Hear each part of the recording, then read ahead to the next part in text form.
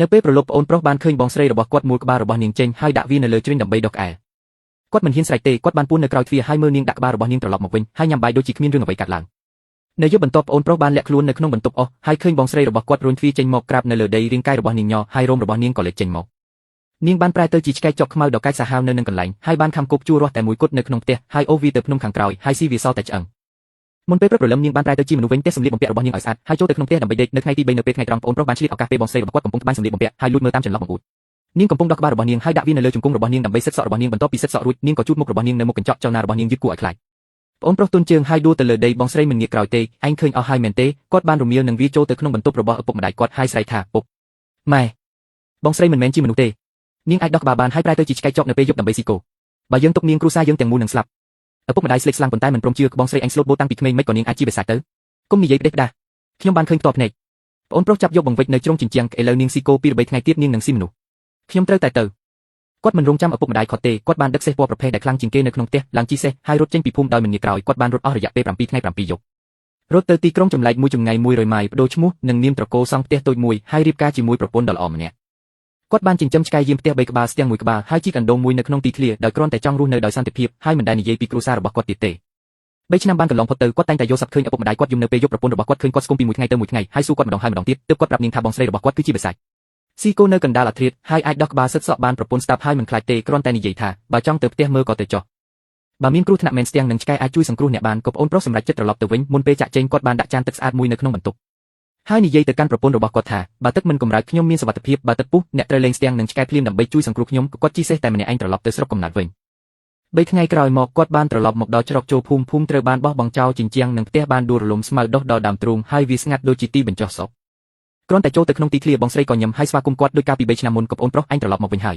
ពុកម៉ែនឹកឯងរាល់ថ្ងៃប្អូនប្រុសទុកការភ័យស្លន់ស្លោចុះពុកម៉ែនៅណាបងស្រីដកដង្ហើមធំគឺឆ្នាំទី2ដែលឯងចេញទៅមានគ្រោះទុភិកពួកគាត់មិនអាចរស់បានទេហើយបានស្លាប់បាត់ទៅហើយបងបានដាំទឹកក្តៅឲ្យឯងសម្រាប់សិនទៅក៏ប្អូនប្រុសចូលទៅក្នុងបន្ទប់គ្រាន់តែអង្គុយចុះកណ្ដុរពណ៌ប្រភេទ2ក្បាលបានចេញពីប្រហោងកាងហើយលោតមកជើងគាត់ហើយនិយាយភាសាមនុស្សថាកូនឲ្យយើងជាពុកម៉ែប្អូនប្រុសភ័យរហូតដល់ស្ពឹកពេញខ្លួនកណ្ដុរនិយាយយ៉ាងប្រញាប់ថាបន្ទាប់ពីបងស្រីឯងប្រែទៅជាបិសាចនាងស៊ីកូមុនរួចក៏ស៊ីពួកយើងក្រោយមកនាងស៊ីអ្នកភូមិទាំងអស់សេះដែលឯងជិះមកគ្រាន់តែចូលទីធ្លានាងក៏ស៊ីបាត់ទៅហើ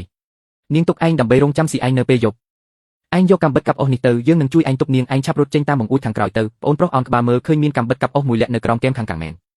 គាត់បានរុញកន្ត្រកឫស្សីនៅលើទៅឲ្យកណ្ដុរទាំងពីរក៏តោងកន្ត្រកឫស្សីភ្លាមហើយធ្វើឲ្យមានសម្លេងធ្វើពុតជាមានមនុស្សកំពុងរើរបស់នៅក្នុងបន្ទប់ប្អូនប្រុសឆ្លៀតឱកាសធាក់បង្អួចខាងក្រោយហើយលោតចេញទៅរត់យ៉ាងលឿនបងស្រីកាន់ទឹកក្តៅចូលបន្ទប់មិនឃើញនរណាម្នាក់ទេឃើញតែកណ្ដុរពីរក្បាលកំពុងតោងកន្ត្រកនាងស្រែកយ៉ាងខឹងសម្បារនៅនឹងកន្លែងមុខរបស់នាងវិកហើយបង្ហាញរូបរាងជាឆ្កែចុកនាងខំកន្ត្រកបែកកណ្ដុរភ័យរហូតដល់ចូលទៅក្នុងប្រហោងដីបងស្រីបោកចានហើយប្រែទៅជាខ្យល់ខ្មៅដេញតាមប្អូនប្រុសរត់រហូតដល់ដកដង្ហើមមិនទាន់ងាកក្រោយមើលបងស្រីដេញតាមកាន់តែជិតគាត់ឃើញព្រៃមួយនៅខាងមុខមិនខ្វល់អ្វីទាំងអស់ចូលទៅហើយឡើងដើមឈើបងស្រីដេញតាមដល់ក្រោមដើមឈើហើយសើចចំអកថាឯងចុះមកស្លាប់ក៏មិនចុះមកដែរមែនទេល្អអញ្ចឹងខ្ញុំនឹងបង្ហាញរូបរាងពិតនាងរមៀលនៅលើដីហើយប្រែទៅជាឆ្កែចុកខ្មៅដ៏ធំមួយនៅនឹងកន្លែងហើយខំគោលឈើយ៉ាងឈួតលីលាក្មេងខំរសូក្រឹបប្អូនប្រុសនៅលើដើមឈើភ័យរហូតដល់ប្រលឹងហោះឃើញដើមឈើជិតបាក់គាត់លោតចុះមកបដូរដើមឈើមួយទៀតឆ្កែចុកខ្មៅបន្តខាំព្រៃមួយចិត្តត្រូវខំអស់សល់តែដើមឈើតូចមួយចុងក្រោយប្អូនប្រុសបិទភ្នែករងចាំសេចក្តីស្លាប់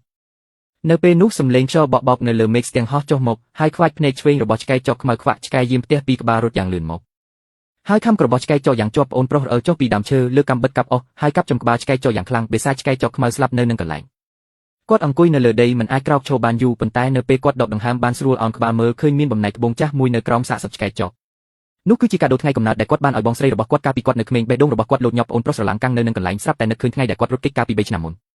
ឪពុកម្ដាយបានលួចប្រាប់គាត់មួយឃ្លាថាបងស្រីឯងកាលពីក្មេងឡើងភ្នំត្រូវបិសាចលោតសង្កត់ត្រឡប់មកវិញក៏មិនប្រក្រតីយើងមិនហ៊ាននិយាយទេខ្លាចឯងភ័យគាត់អង្គុយចុះបើករោមឆ្កែចុកហើយឃើញស្នាមសម្លាក់ចាស់ដ៏ជ្រៅមួយនៅខាងក្រោយរបស់ឆ្កែចុករាងដូចជាត្រូវក្រញាំមុតស្រួយខ្វាយហើយស្នាមសម្លាក់នេះនិងស្នាមសម្លាក់ដែលបងស្រីបន្សល់ទុកនៅពេលនាងធ្លាក់ពីលើភ្នំកាលពីឆ្នាំនោះគឺនៅទីតាំងដូចគ្នាតាមពិតបងស្រីមិនមែនជាបិសាចពីកំណើតទេនាងត្រូវបិសាចចូលសន្ធឹកកាលពីឆ្នាំនោះរាងកាយត្រូវបានកាន់កាប់ស្មារតីត្រូវបានចាក់សោហើយនាងគឺជាជនរងគ្រោះតាំងពីដើមដល់ចប់ប្អូនប្រុសអបសាកសពឆ្កែចុកទឹកភ្នែកស្រក់ចុះមកលើដីទីបំផុតគាត់បានយល់ថាអ្នកដែលស៊ីគោនៅពេលយប់ដោះក្បាលសឹកសក់និងស៊ីមនុស្សមិនមែនជាបងស្រីពិតប្រាកដទេបងស្រីពិតប្រាកដត្រូវបានបិសាចចាប់ឃុំនៅក្នុងរាងកាយតាំងពីយូរយារណាស់មកហើយមើលខ្លួនឯងធ្វើបាបគ្រួសារនិងអ្នកភូមិប៉ុន្តែមិនអាចកម្រើកបានសំបីតែបន្តិចនាងញឹមស្វាគមន៍គាត់កាលពីឆ្នាំនោះមិនមែនចង់ស៊ីគាត់ទេគឺស្មារតីដែលនៅសេសសល់នៅនាទីចុងក្រោយចង់មើលមុខប្អូនប្រុសបង្កើតម្ដងទៀតគាត់បានកប់សាកសពឆ្កែចុកយ៉ាងត្រឹមត្រូវហើយបញ្ឈប់ទាំងឈើមួយដោយសរសេរឈ្មោះបងស្រីរបស់គាត់សូមឲ្យការយល់ដឹងនិងការសង្គ្រោះដ៏យឺតយ៉ាវនេះអាចការពារព្រលឹងដែលត្រូវបានគេយល់ច្រឡំគ្រប់រូបនៅក្នុងពិភពលោកឲ្យមានសុវត្ថិភាពនិងសេចក្តីសុខ បន្ទាប់មកគាត់បានត្រឡប់ទៅផ្ទះថ្មីវិញហើយរស់នៅយ៉ាងសុខសាន្តជាមួយប្រពន្ធរបស់គាត់គាត់បានចិញ្ចឹមស្ទាំងនិងឆ្កែទាំងពីរនោះរហូតដល់ចាស់ហើយមិនបោះបង់សាច់ញាតិដោយញីទៀតទេ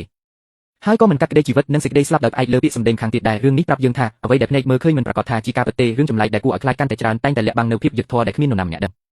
នៅពេលជួបគ្រោះថ្នាក់អ្នកអាចការពារខ្លួនជាមុនប៉ុន្តែកុំងាយចាត់ទុកសាច់ញាតិជាស្ត្រូវដើម្បីកុំឲ្យស្ដាយក្រោយអស់មួយជីវិតមនុស្សដែលត្រូវបានគ្រប់គ្រងដោយបិសាចនិងវិញ្ញាណអាក្រក់មិនមែនជាមនុស្សអាក្រក់ពិតប្រាកដទេអ្វីដែលគួរឲ្យខ្លាចពិតប្រាកដគឺអំពើអាក្រក់ដែលគ្រប់គ្រងចិត្តមនុស្សធ្វើជាមនុស្សត្រូវមានចិត្តទន់ភ្លន់មុនពេលការពិតមិនទាន់ច្បាស់កុំធ្វើអ្វីផ្ដាច់ការនិងនិយាយអ្វីផ្ដាច់ការការរស់នៅដោយសន្តិភាពមិនមែនមានន័យថាបំភ្លេចអតីតកាលទេប៉ុន្តែត្រូវយល់ពីខុសនិងត្រូវរក្សាមនសិការនិងមិនបន្សល់ទុកការសោកស្ដាយទៀតទេសូមឲ្យអ្នកមិនភ័យស្លន់ស្លោនៅពេលជួបរឿងរ៉ាវមើលមនុស្សមិនលំអៀងមានគំនិតត្រឹមត្រូវក្នុងចិត្តនិងមានសុវត្ថិភាពពេញមួយជីវិត